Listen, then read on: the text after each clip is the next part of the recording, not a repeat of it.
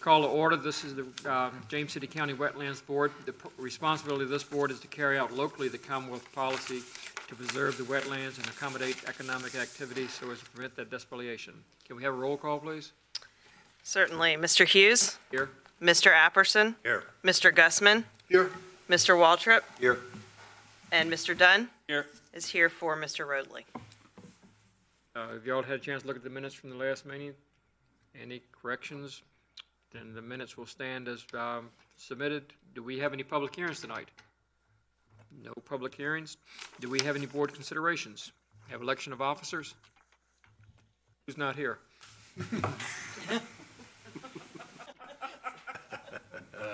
It usually works.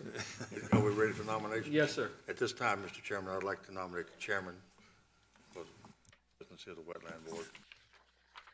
Want me to buy another Christmas tree? Well, we're friends. If we can keep our friendship, yes, please. Okay, sir. I'd be honored. Honored. Yes, sir. Thank you. Nomination's been made. Mr. Hughes. Anybody else? Chair. Roll call vote, please. Okay. Mr. Hughes? Here, present. Mr. Apperson? Yes. Mr. Gussman? Yes. Mr. Waltrip? Yes. And Mr. Dunn? Yes. We have the 2019 calendar. Are there any? Excuse me, Mr. Chair. We Yes. need a vice chair nomination. Oh, do we need a vice chair? Let me see. I'd like to nominate Mr. Apperson for vice chair. Turnabout's fair play. Thank you. You're the best man for the job. Do we have a second? A second? I'll second it. Okay. Mr. Hughes? Yes. Mr. Apperson? Yes. Mr. Gussman? Yes. Mr. Waltrip? Yes. Mr. Dunn? Yes. Motion carries. Okay, all the officers we need, sir? I believe so. Thank you. The 2019 calendar, is there any changes as far as the day of the month we're going to meet or the time? No, sir. Second Wednesdays of the month, and then at 5 o'clock. Resolution to accept the calendar? I move that we accept the calendar. All in favor? Certainly, we'll have the calendar for 2019. Matters of special privilege, I think we're supposed to have a presentation from the James River Association. We are, sir. If you'll give me 1 second.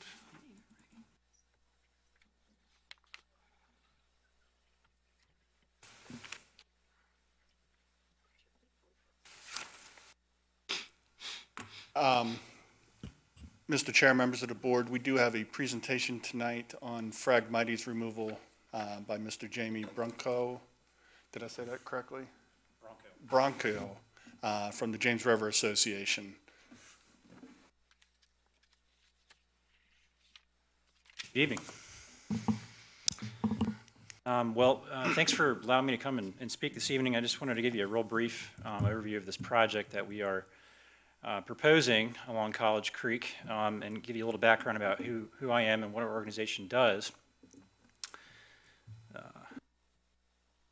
So a little bit about us. We are a nonprofit. We've been around for over 40 years. We have an office here in Williamsburg on the Colonial Parkway. Emily Cope behind me staffs that office and leads several thousand students through the facility a year doing environmental education programs. We do a lot of other things. In addition to that, policy work, advocacy, restoration projects. We planted 3,000 trees this past spring in the Middle James above Richmond on farms that we're working on reforesting. So we do a lot of different efforts really focused on cleaning up the James River and restoring water quality. We recently got involved in this project to help manage Phragmites along College Creek after being contacted by some concerned citizens, some members that are part of our organization in the area. A real brief background on what that is. I'm going to assume that y'all are probably pretty familiar with this already, but just for the benefit of everybody in the room, Phragmites is an invasive plant. It grows in these sort of freshwater environments, typically along marshes and creeks, and it can have a lot of negative impacts on the ecology. Usually the first way you hear about it is people complaining about it blocking their view when they're used to seeing the creek. But it does have a lot of other things that it can cause. Most notably, it's really turns into a monoculture after a while not really allowing any other native plants to really grow in that area. Like many invasives, is believed to be brought over accidentally in ship ballast and has just kind of gradually spread over time since the early 1700s. It's all over the country now, and it's a really common problem in marshes all over the United States. So in 2015, the William and Mary Keck Lab had some graduate students that were looking into this issue on College Creek. Again, some citizens were concerned about this stuff showing up.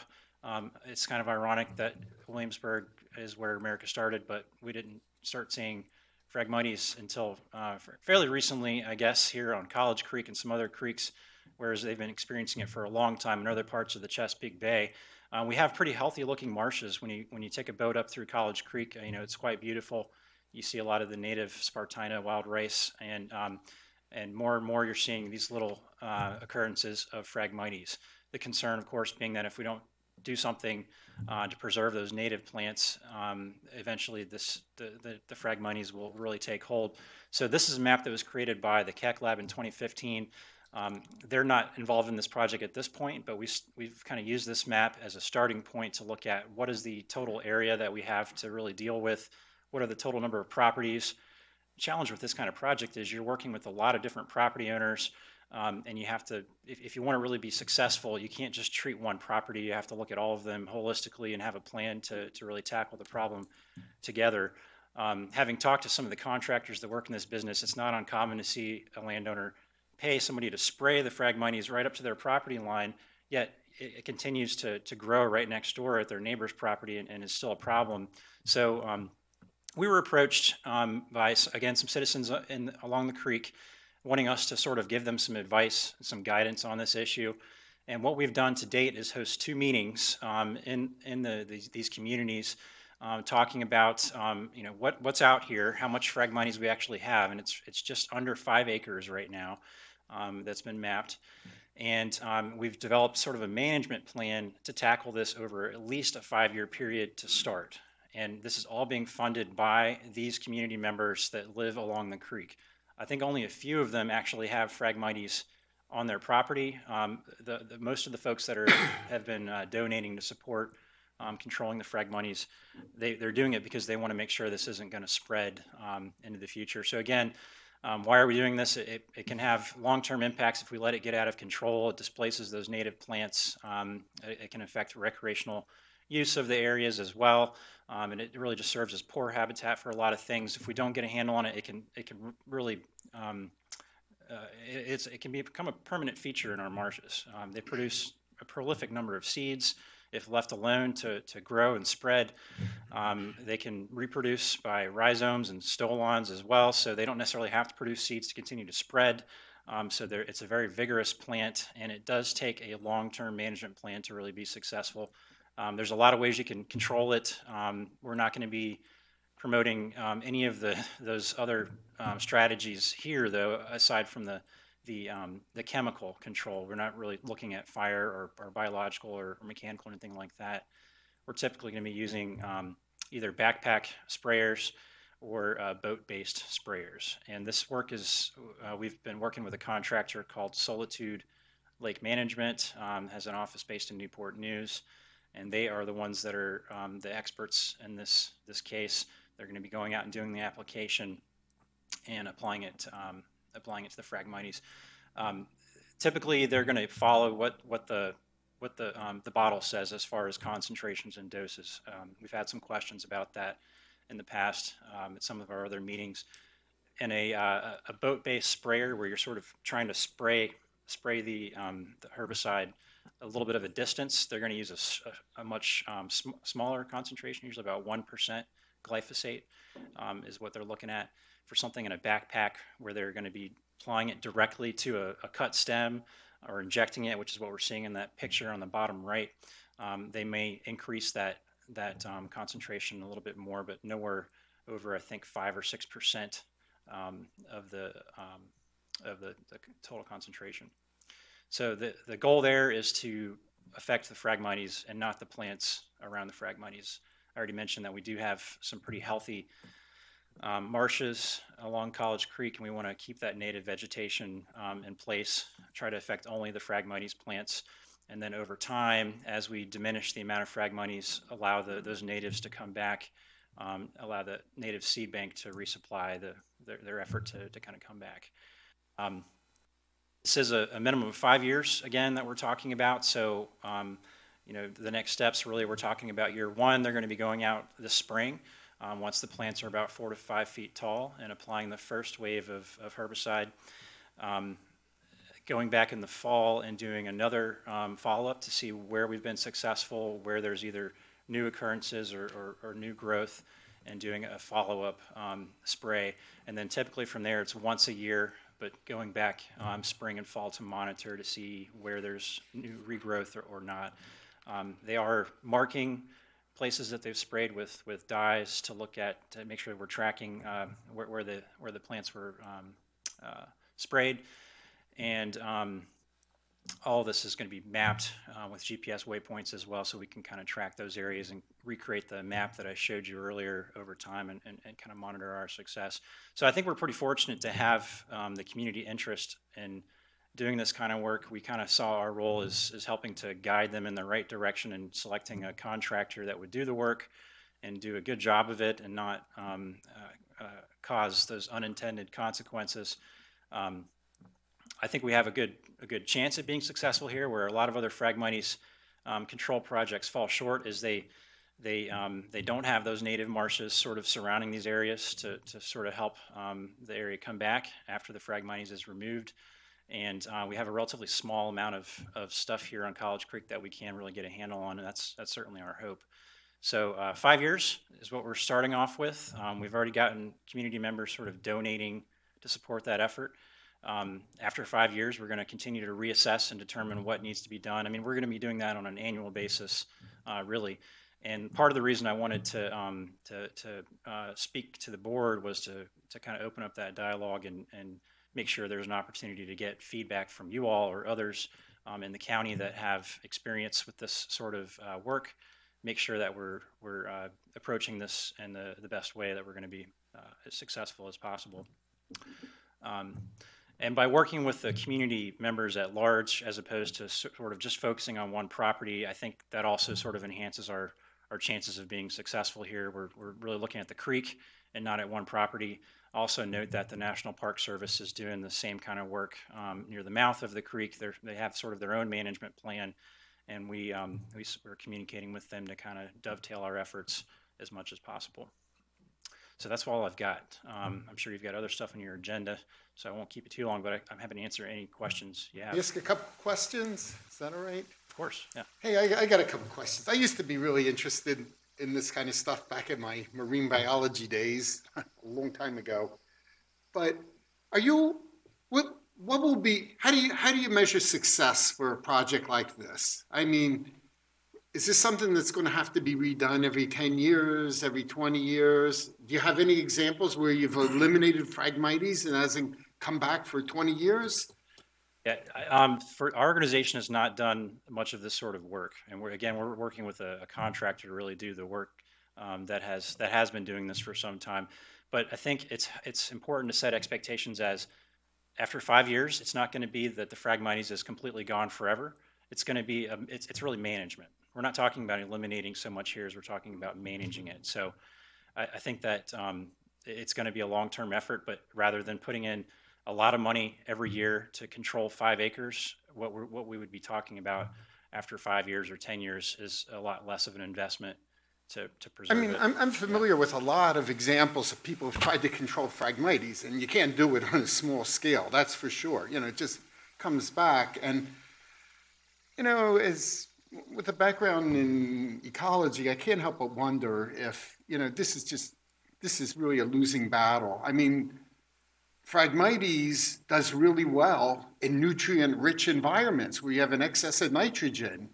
When there's low nitrogen environments, the native Phragmites can outcompete the Australis, you know, variety.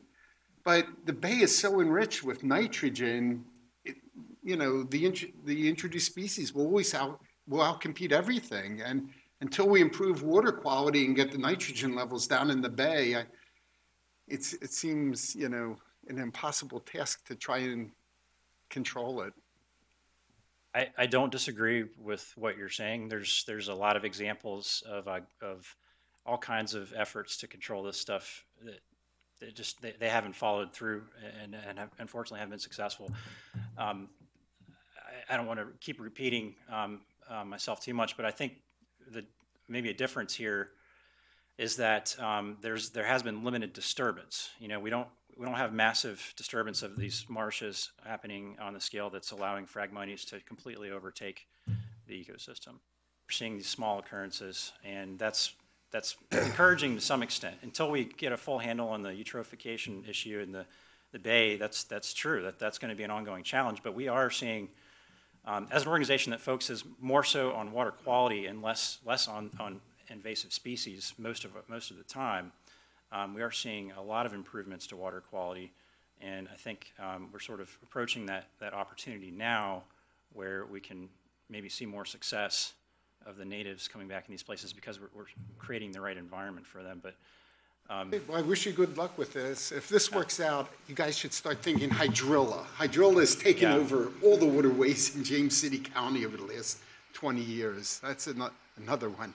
Well, it's interesting. I mean, it depends. Yeah, it depends on how you look at it. There's always a good and a bad perspective on a lot of these invasive plants. So hydrilla might provide some positive things as well as some negative things. But I hope that this is an ongoing dialogue. I didn't, as I mentioned, I didn't intend to come here and present and then not talk anymore about it. We want to keep doing this project for years. So I encourage that continued dialogue to kind of adjust our efforts and make sure we're being effective. Yes, sir. Have you had any dealings with the Heritage Group from the Department of Conservation?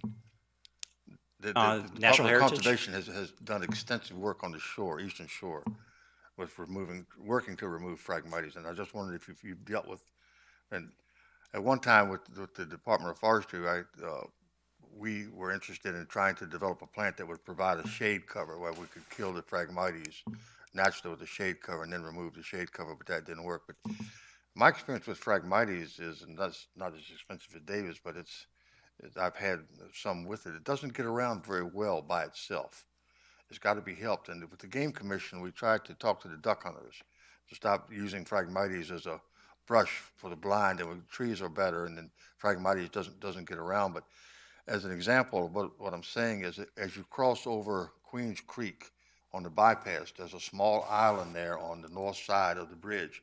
If you look there, the island is totally covered with Phragmites, but yet the marsh all the way around has no Phragmites. That started from a duck blind about 25 years ago. I've been watching it for that long. Mm-hmm. And if you can figure out how to remove the Phragmites with something as simple as Roundup, you know, you're going to be, it's going to be a task for you, and I really, really wish you will. But I've always thought that if we could stop moving it around artificially and stop disturbing the marsh, that battle would be won eventually. That sounds like a relatively simple policy proposal to me, to the game department. Something we can. Phragmites thrives on disturbed soils. At least it's been my experience. We were actually going to try to grow a shade cover to kill it, but we never could come up with the right plant. But I would suggest you check with the Department of Conservation, Recreation. Go up to the Jefferson Building, and I can give you a name and address if you want, and talk to some of those folks. They do it on an operational basis on the shore. That would be fantastic. We also are working with the National Park Service and Fish and Wildlife Service to get sort of their input on how they manage federal lands, but we haven't worked closely with DCR yet, so that would be great. One other thing on your tree planting projects, I'm sure you're aware you can get assistance for that from the Department of Forestry, from the State Forest Service will help you with that. Yes. Okay. Actually, we've gotten say. some grants. Just last year, we got a grant to do that in James City County as well. We were giving away trees to homeowners to plant in their yards. So. I have a question for you. Have y'all surveyed the county to decide where the biggest problem is, or y'all just pick College Creek because of the way it was situated?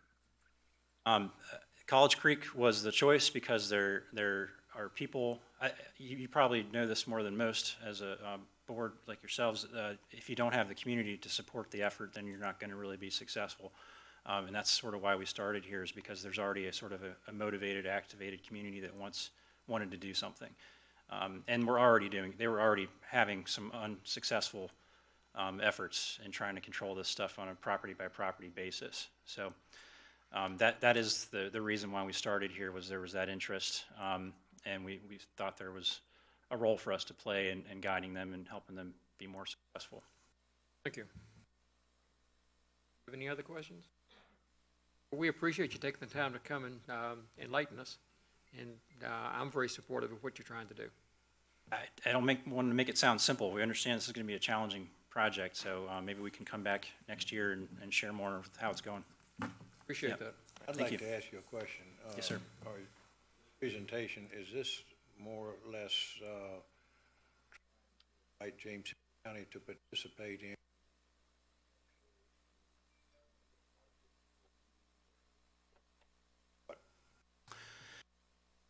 Well, I don't know how to answer that, but I do want that. I guess the reason how we got here was sort of, it was sort of a winding path. We weren't sure how a project like this normally gets permitted.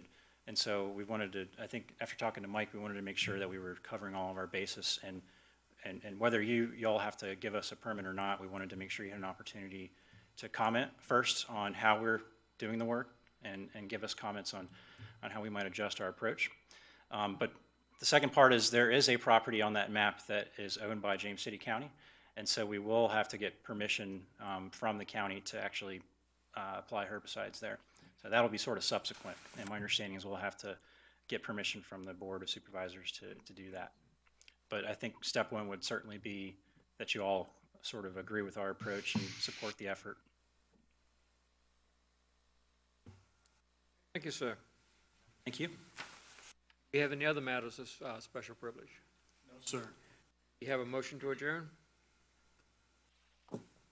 So moved. All in favor? Aye. Yes. This meeting is adjourned. I'll pass the gavel.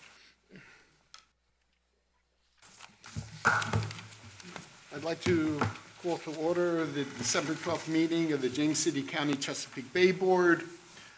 The responsibility of this board is to carry out locally the Commonwealth policy to protect against and minimize pollution and deposition of sediment in wetlands, streams, and lakes in James City County, which are tributaries of the Chesapeake Bay. Our first order of business is the roll call. Ms. Parman, would you call the roll? Certainly. Mr. Dunn?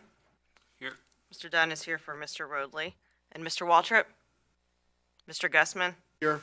Mr. Apperson? Here. Mr. Hughes? Here. Next order of business are the minutes from the October 10th regular meeting. Are there any additions, deletions, changes to the minutes? No, sir. Okay, the minutes stand as approved. Our next order of business, I am not sure if this would be a matter of special privilege, but I'm going to take a few minutes to read a resolution of appreciation from the board. Would Ms. Geisler please come forward? Oh. Okay, I'll come. If she stepped out, I'll come back to this then. She knew it was coming. She knew it was coming. Okay, that's the case. We'll continue with our first public hearing. CBPA 18-0123, 102 Walton Heath. Mr. Chair, members of the board, Mr. Trevor Long will be doing the presentation, but I do want to remind the board that this case was open for public hearing at the October meeting. The public hearing is still open. Mr. Long will be doing a presentation, and then the public may. You do not need to reopen the public hearing. It is okay. still open.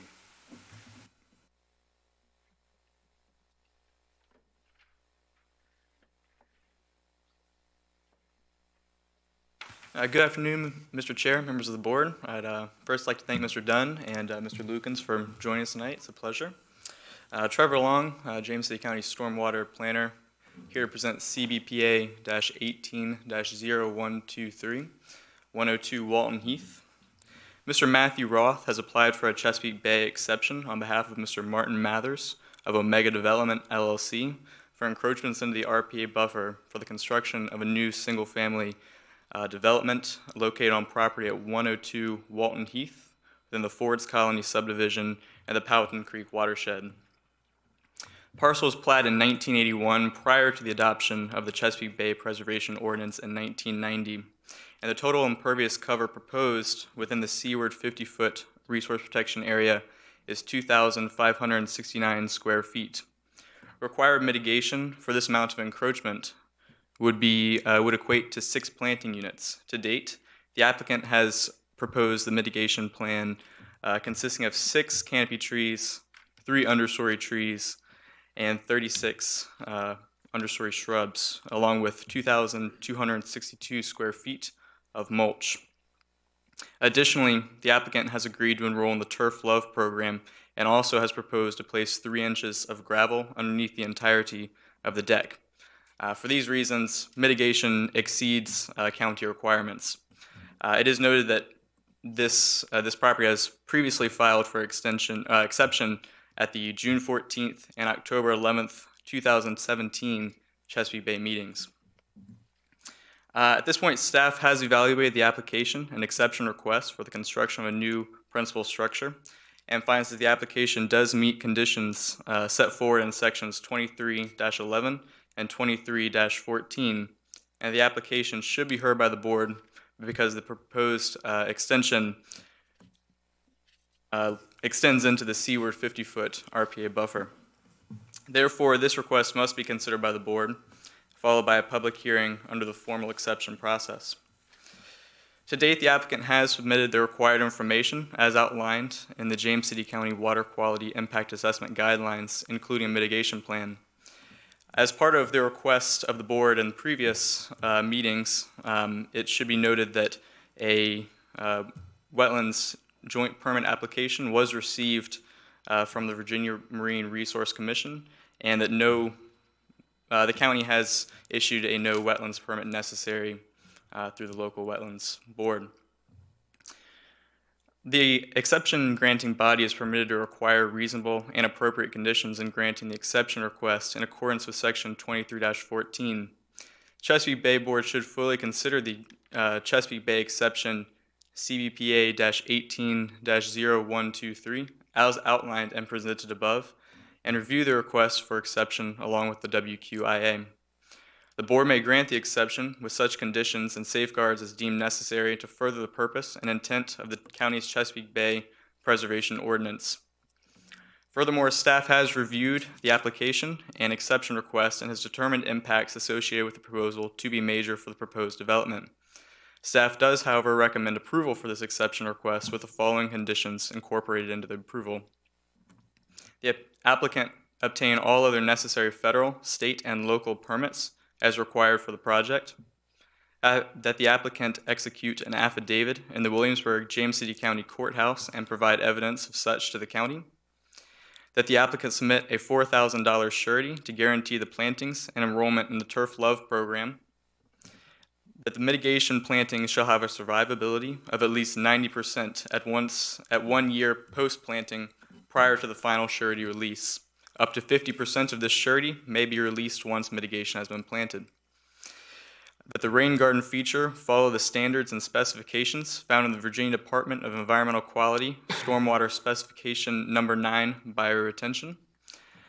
And this exception request approval become null and void if construction is not begun by December 12th, 2019, with exception request written no later than October 30th, 2019.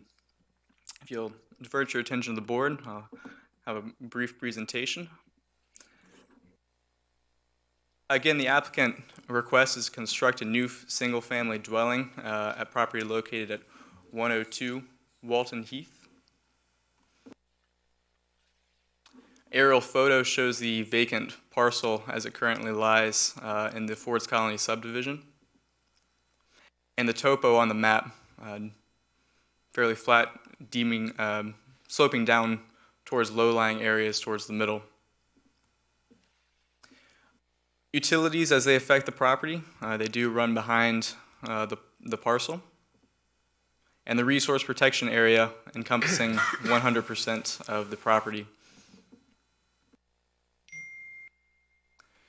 Previous site plans, as depicted in previous meetings and proposals, with the gray area being the first proposal, and then the area in yellow, the second revision.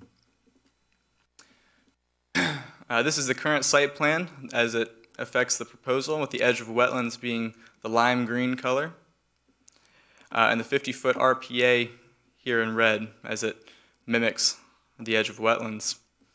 The proposed single-family dwelling is outlined here in this yellow, with the clearing limits here in red.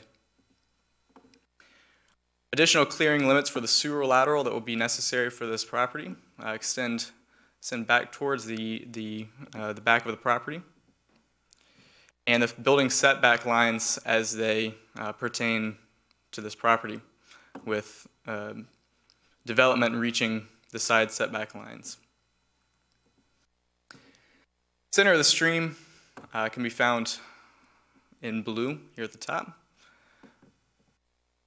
And also a proposed retaining wall that has been submitted along with the exception for the house. This is the mitigation plan that's been submitted along with the site plan. Again, the applicant has proposed the plantings of 6 canopy trees, 3 understory trees, and 36 native shrubs, along with 2,262 square feet of mulch, along with a stormwater BMP to aid with water quality impacts associated on wetlands and the resource protection area. Some photos from the site. This is from a street view looking towards the house and the driveway. At the middle of the woods, near the edge of the wetlands, and also the beginning of the house.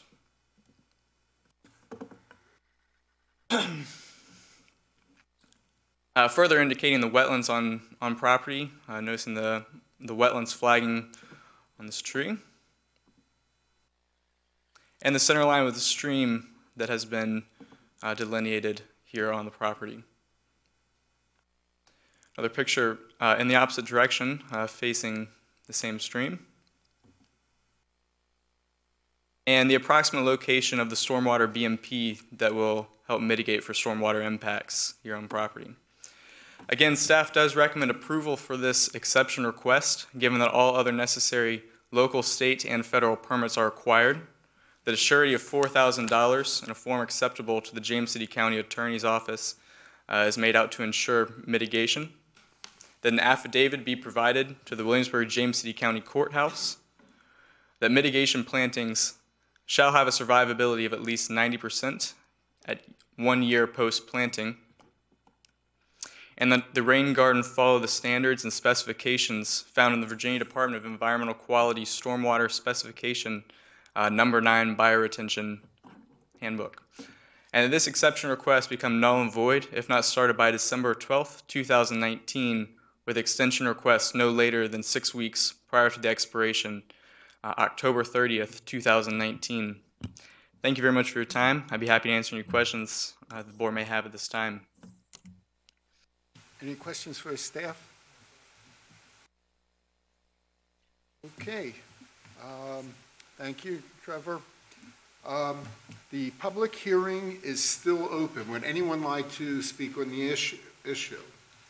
Please come forward, state your name for the record.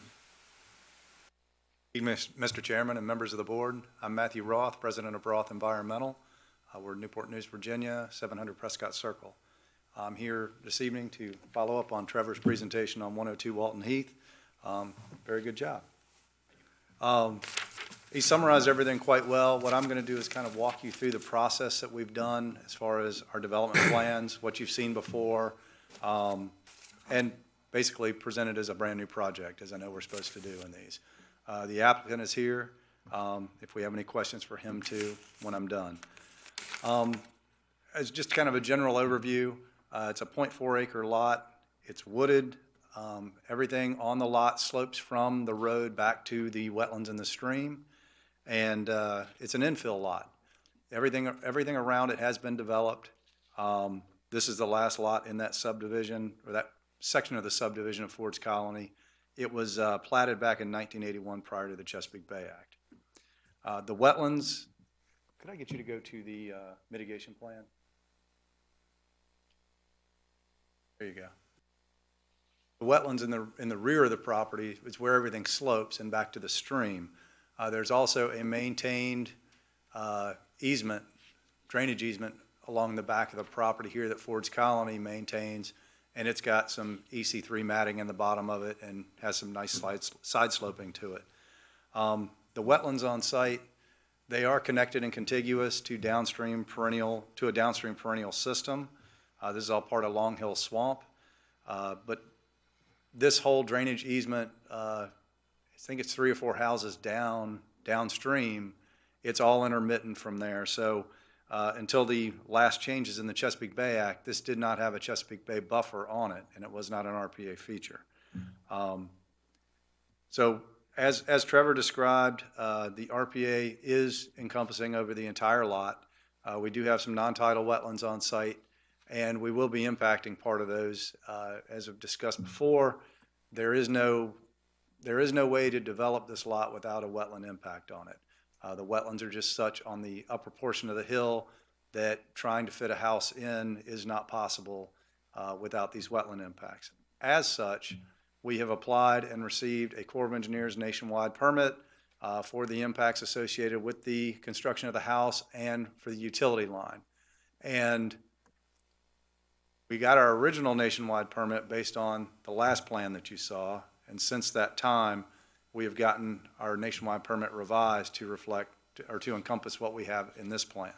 So our nationwide permit is up to date, and we've provided staff with a copy of that. As part of our nationwide permit, because this is in Ford's Colony, any wetland impacts must be mitigated for wetlands. So what that means is typically under a nationwide permit, up to 1/10 of an acre is not required to be mitigated for. This project is required to be mitigated for as it's in Ford's Colony. So our 0.06 acres of wetland impact will be mitigated at a 2-to-1 ratio. So he'll be buying 0.12 acres of mitigation credits at a mitigation bank, which is separate from the Chesapeake Bay mitigation that we are applying for. Our proposed design, the applicant has reduced the house size from the original application to the minimum square footage required by this section of Ford's Colony. In Ford's Colony, you cannot build a house with a first floor square footage smaller than this. So we've gotten as small as we possibly can. We've shifted the house to the southwestern portion of the site, immediately along the side yard setback. So we are pushed as far to that edge as we can. As we've come to this board before and stated, we've gone to Ford's Colony and asked them for a reduction in the front building setback limit. We've done that on our third time. We were successful, and we were able to get a 1-foot building setback variance. So we have taken advantage of that and moved the house forward 1 foot. As part of our design, it's a front-loading garage, which minimizes any additional concrete that would be required to do a side-loading garage and more impervious area. We've maintained the small front porch on the site and a small deck in the rear. There's not going to be really much of a rear yard on this property. So what we'll be doing is providing basically the outdoor space for the residents as far as the deck, and then these areas will be mulched on each side of it. New to this application is the BMP, and we've designed and provided a bioretention area.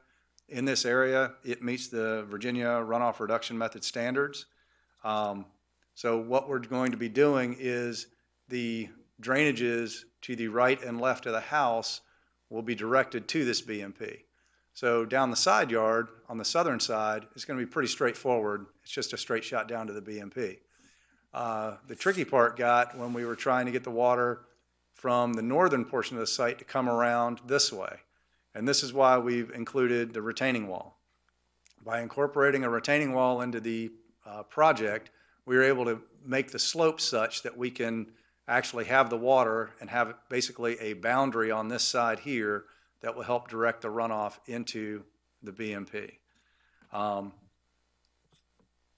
From the BMP, we will have two things. We will have infiltration into the ground, and then we also, if there is water that sits in the BMP that doesn't flow out this direction, it will eventually drain back down into this little swale here with the underdrain. On larger flows, it will flow over a level spreader here and then come out to the east and flow into the stabilized Ford's Colony drainage easement. The applicant is proposing to install safety fencing along all of the limits of wetlands that will remain. So we will make sure that there will not be any accidental encroachments into the wetland areas. And as Trevor stated, our total impervious on the lot is 2,569 square feet. That encompasses the deck, the house, and the driveway. With all the modifications that we made to construction, we have maintained our 24% impervious reduction that we showed on the last plan. Even with the retaining wall, we were able to make some minor modifications with the shift to the south with the house and maintain that 24% reduction. In the water quality impact assessment, we specifically addressed all the non-point source pollutants that are identified in the Chesapeake Bay Act. The proposed development will not increase these pollutants and explains how the development will mitigate these pollutants. Now, as we typically do in our projects, we like to address the alternatives that we've come up with as part of this plan. You've seen two of the original alternatives that we came up with in previous hearings, but as we've done on the last one, we've taken the house and we've twisted it, we've turned it, we've tried to do everything we can to minimize these wetland impacts and the impacts to the RPA buffer. At this point, we are as small as we're going to be able to get. We are pushing that front yard setback forward as much as we can. We shifted the house all the way against the side yard setback, and with that, we were able to reduce a little bit of the impervious area in there, and that allowed us to put in the retaining wall without increasing our total impervious area for the site. As Trevor stated, we've got several components to our mitigation for the Chesapeake Bay Act encroachment. The first is the vegetative mitigation. With that, we're planting 6 vegetative units. So as Trevor stated, that'll be 6 canopy trees, 3 understory trees, and 36 shrubs. We've incorporated the mitigation planting in the front, as the whole property's in the Chesapeake Bay buffer, in the RPA buffer. We're trying to do things like incorporate them not only into the foundation plantings, but we're trying to come back out and replant in some of these areas in the front. We're trying to incorporate additional trees and shrubs into the wetland area to provide some diversity. There is room in the canopy. It's not a very closed canopy in that area, I think, from some of the runoff and stuff, but the trees and shrubs in that area will help stabilize the wetland and the flows that come down through it from the adjacent property and from the drainage easement. We have, also mitigation, the plantings will also be in the BMP. So we will be using some of our mitigated plantings to help stabilize that area, but also take up nutrients in the BMP. Our mulch beds, we've incorporated everything we can in the yard as mulch beds. The areas that you see that are not mulch beds are all associated with these swales that are going to come around the house. The reason we didn't do mulch in those areas is with the slope the way it is, every time it would rain, the mulch would all wash down into the BMP. And so what we'll have in there are grass stabilized swales that'll help direct that water and stabilize the soils. Under our deck, we're going to do 3 inches of gravel, and that'll help promote infiltration. And the nice part about our plan now is that if for any reason all of the water does not infiltrate underneath the deck, it'll flow into our swale, which will then end up in the BMP. So it will be treated.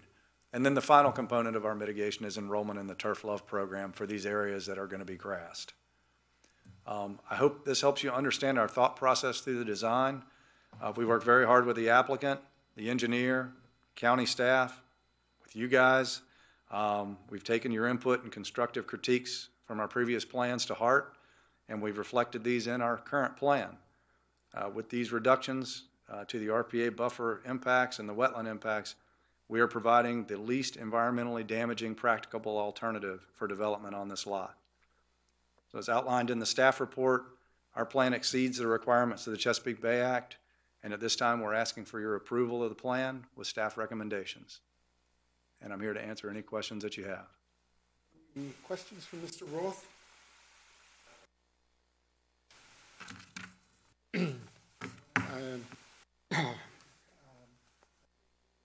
Congratulate you on a very good plan. We've come a long way from the original submittal, and I think there was a lot of very creative engineering went into this. It is. The retaining wall and the BMP definitely helped us a lot with the stormwater treatment. I have one comment.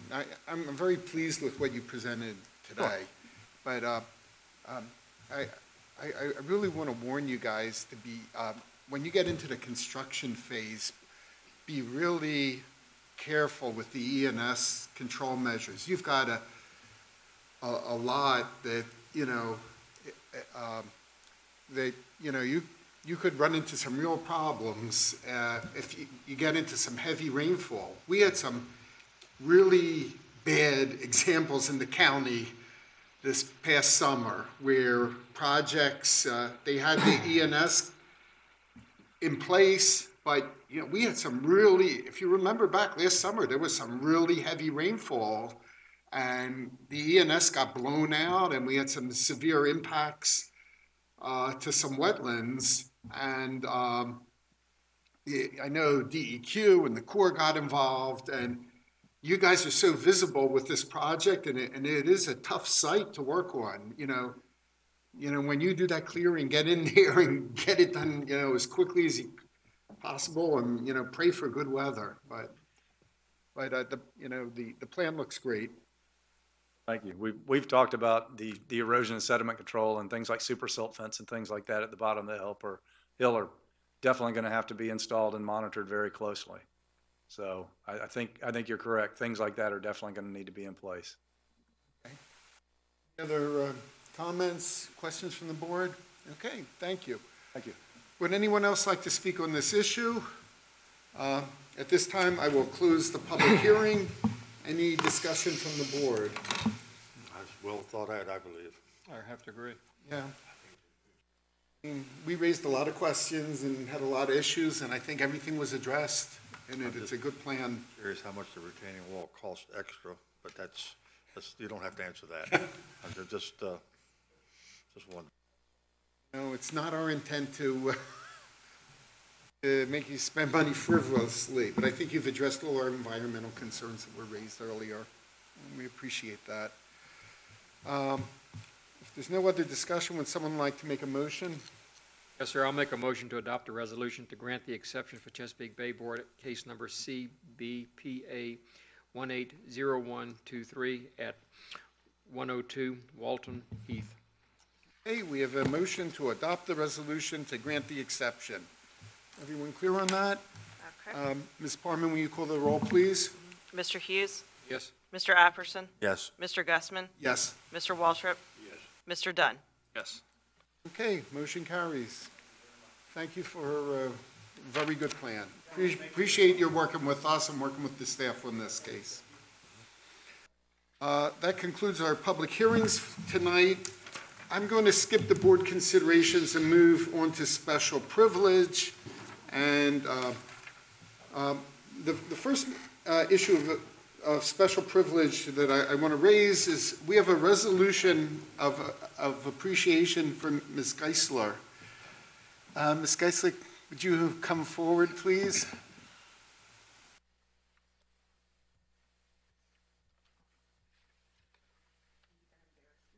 You need your notes?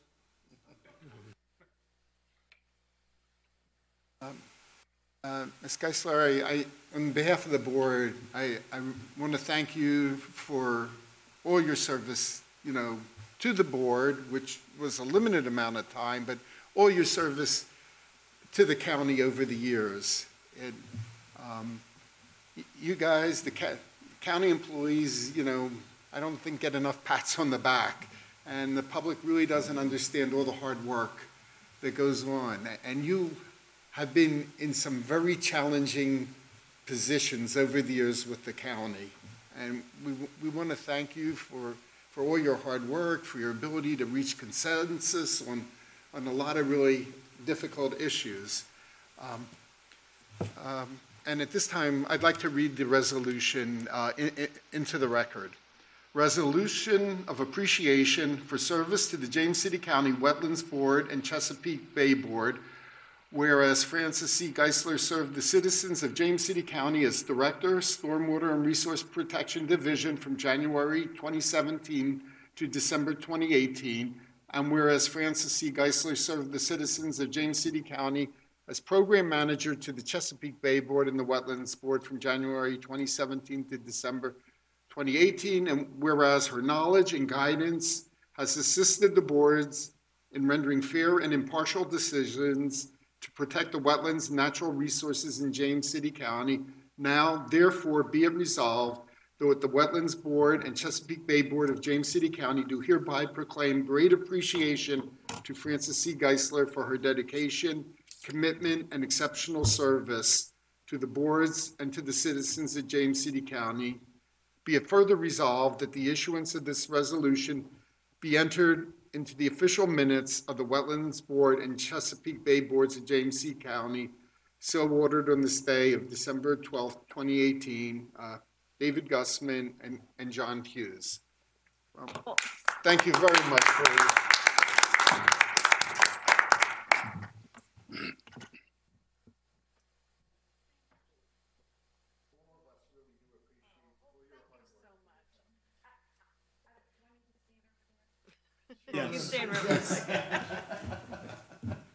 I just want to say how much I appreciate what each of you do on this committee and on the Wetlands Board, on the Chesapeake Bay Board.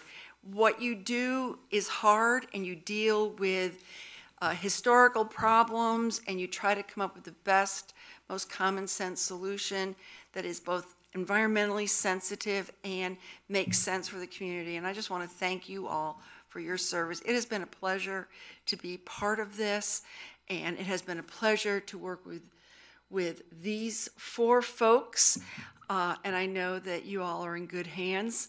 I don't know who will follow me, but I know they'll do a good job picking. So thank you very much. This is very special. Thank you. I have a second matter of special privilege. Mr. Wilson,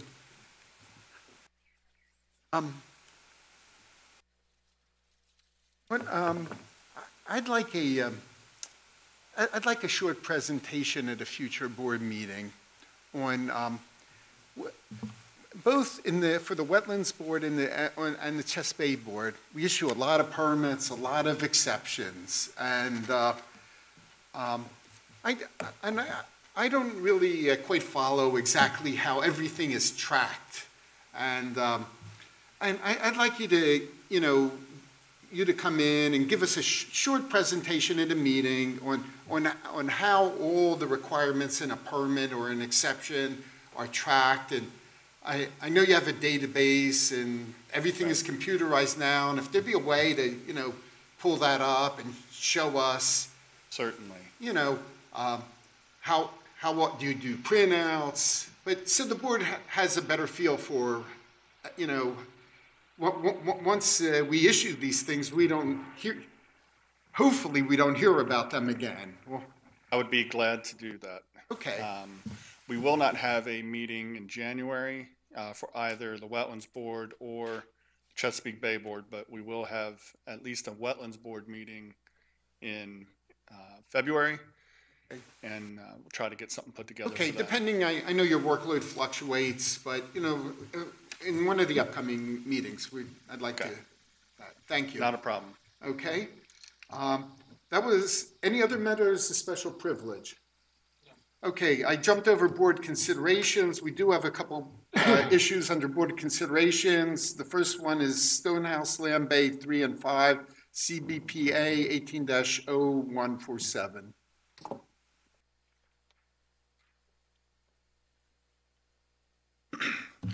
Good evening, Mr. Chair, members of the board.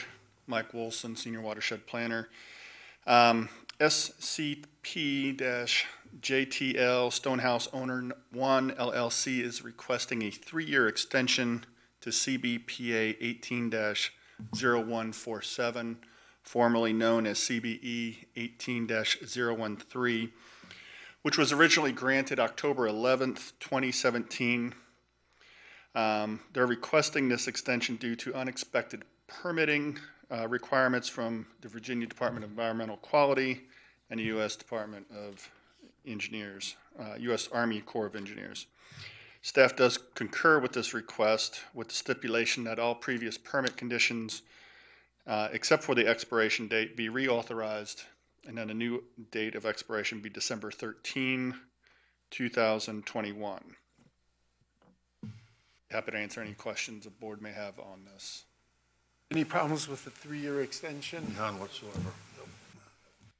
Hey, we have to vote on that. Okay, would someone like to make a motion?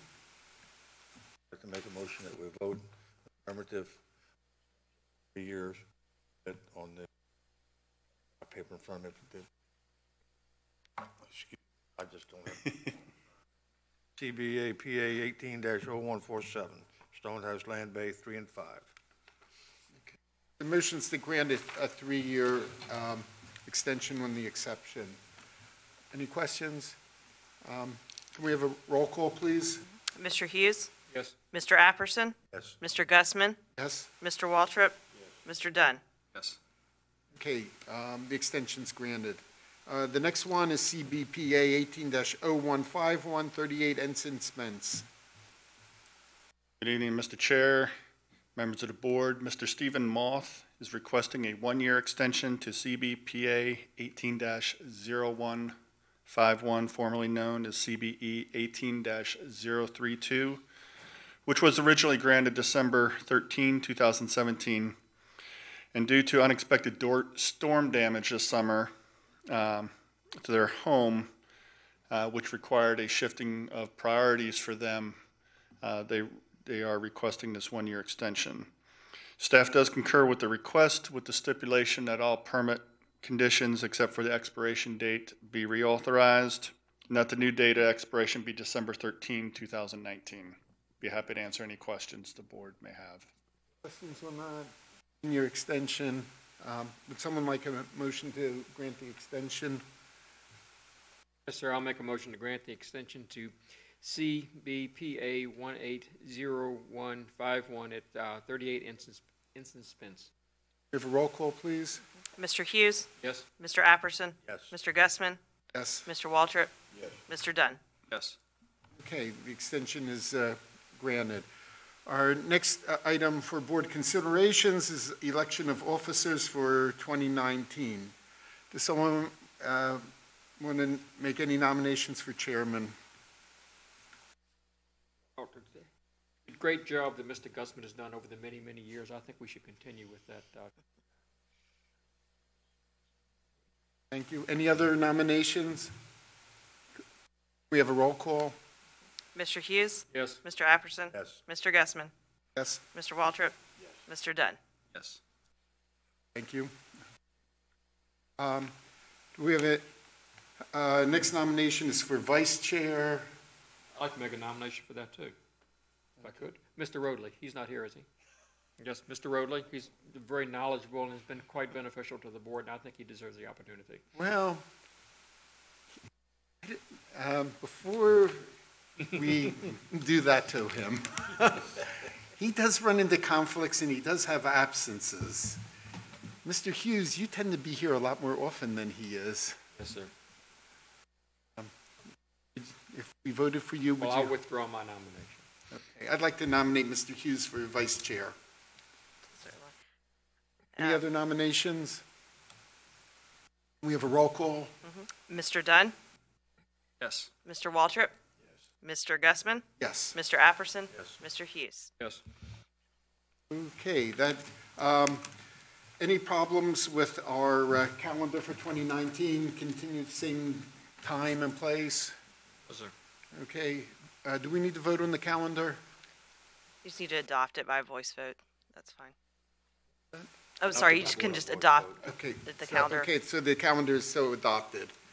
That concludes our board considerations. We did matters of special privilege. Can I have a motion to adjourn? Okay, we are adjourned.